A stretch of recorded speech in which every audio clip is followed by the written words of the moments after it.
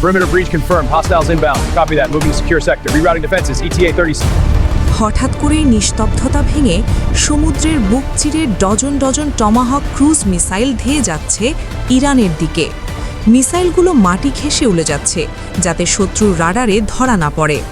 আর ঠিক একই সময়ে মেঘের ওপর থেকে ধেয়ে আসছে ৩০,০০০ পাউন্ড ওজনের দানবাকৃতির সব বোমা, যা ২০০ ফুট গভীর কংক্রিটের বাংকারকেও নিমেষে গুড়িয়ে দিয়ে তৈরি করবে ছোটখাটো এক ভূমিকম্প।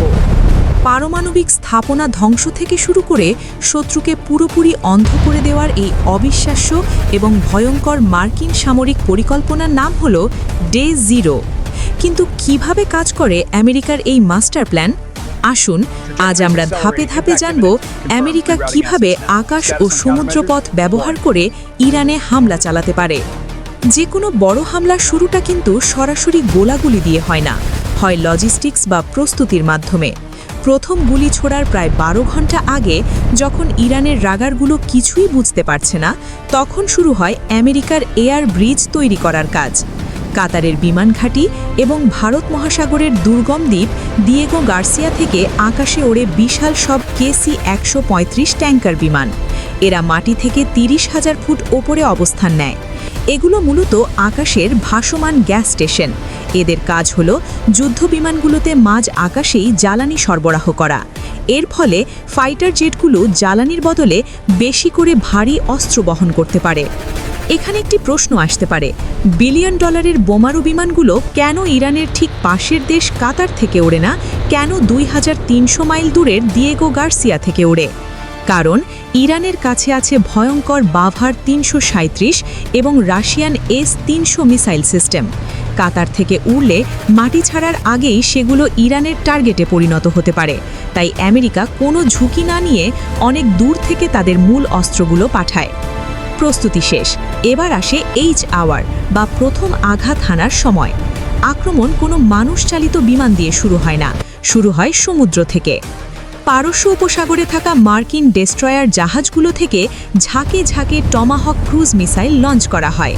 এই মিসাইলগুলোর লক্ষ্য একটাই, শত্রুকে অন্ধ এবং বোবা করে দেওয়া, অর্থাৎ ইরানের রাডার এবং কমান্ড সেন্টারগুলো গুড়িয়ে দেওয়া।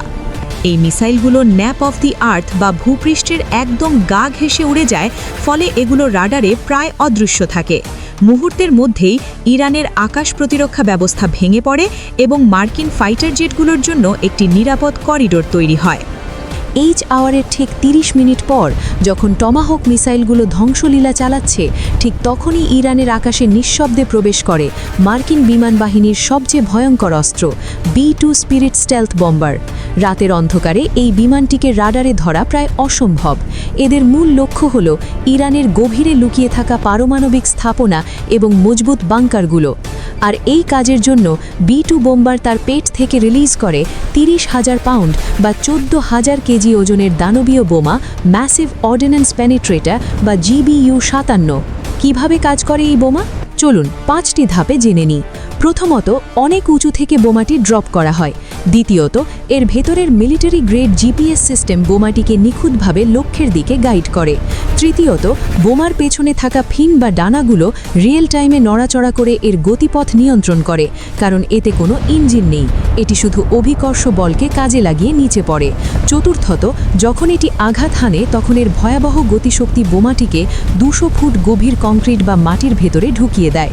সবশেষে বোমার পেছনে থাকা স্পেশাল টাইম ডিলে ফিউজ তখনই ফায়ারিং ট্রিগার করে যখন বোমাটি একদম নির্দিষ্ট গন্তব্যে পৌঁছায়। ভেতরে ঢোকার পর এটি এমন এক বিস্ফোরণ ঘটায় যা ২০ তলা ভবনের সমান গভীর বাংকারকেও নিমেষে মাটির সাথে মিশিয়ে দেয়। B-2 বোম্বার যখন বাংকার ধ্বংস করছে, তখন আসরে নামে অপারেশনের বম ট্র্যাক খ্যাত F-15E স্ট্রাইক ইগলস। এরা স্মার্ট বোমা দিয়ে চলমান মিসাইল লঞ্চার এবং অন্যান্য সামরিক ঘাঁটিগুলো ধ্বংস করতে থাকে। কিন্তু ইরানও তো চুপ করে বসে থাকবে না, তাই না? তাদের MiG-29 বা F-14 ফাইটার জেটগুলো যদি আকাশে ওড়ে, তবে কি হবে? এখানেই আসে আমেরিকার মাস্টার স্ট্রোক, ইলেকট্রনিক যুদ্ধ। আমেরিকার EA-18G গ্রাউলার বিমানগুলো আকাশে এমনভাবে ইলেকট্রনিক জ্যামিং শুরু করে যে ইরানি পাইলটদের রাডার স্ক্রিনে স্ট্যাটিক বা ঝিরঝিরে শব্দ ছাড়া আর কিছুই থাকে না। তারা নিজেদের মধ্যে যোগাযোগও করতে পারে না। আর এই সুযোগে আমেরিকার FA-18 এবং অত্যাধুনিক F-35 জেটগুলো তাদের কাজ শেষ করে নিরাপদে ফিরে আসে।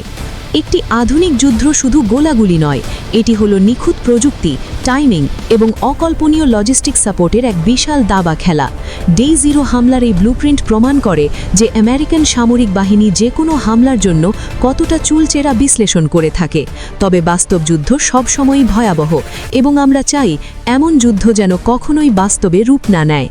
ভিডিওটি যদি আপনাদের ভালো লেগে থাকে তাহলে ভিডিওটিতে একটি লাইক দিন এবং সামরিক শৈশ নিয়ে এমন আরও আকর্ষণীয় ডকুমেন্টারি দেখতে আমাদের চ্যানেলটি এখনই সাবস্ক্রাইব করুন এবং পাশের বেল আইকনটি ক্লিক করতে ভুলবেন না। দেখা হবে পরবর্তী ভিডিওতে। ধন্যবাদ।